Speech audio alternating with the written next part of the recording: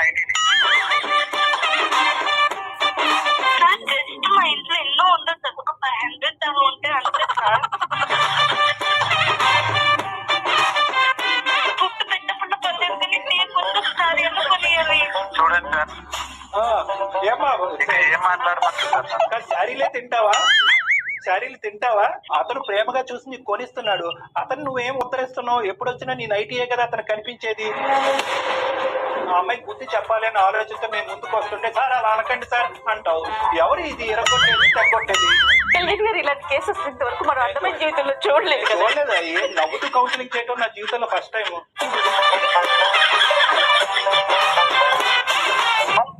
Hello అసలు దగ్గరికి వెళ్ళవా సార్? బ్లౌజ్ వచ్చేస్తామనే కదా నేను తీసుకొచ్చి పక్కనే ఉన్నాను, వస్తున్నాను. హలో, ఒక 2 నిమిషాలు లైన్ లో సార్ మాట్లాడుతున్నా. హలో ఎవరు? హలో అమ్మా, నమస్తే అమ్మా. సాహితి నమస్తే అమ్మా, నా పేరు జయ. నేను అందమైన జీవితం ప్రోగ్రామ్ నుంచి మాట్లాడుతున్నాను. మేడం మీరు మేడం మీ ఎపిసోడ్ చూస్తాను మేడం.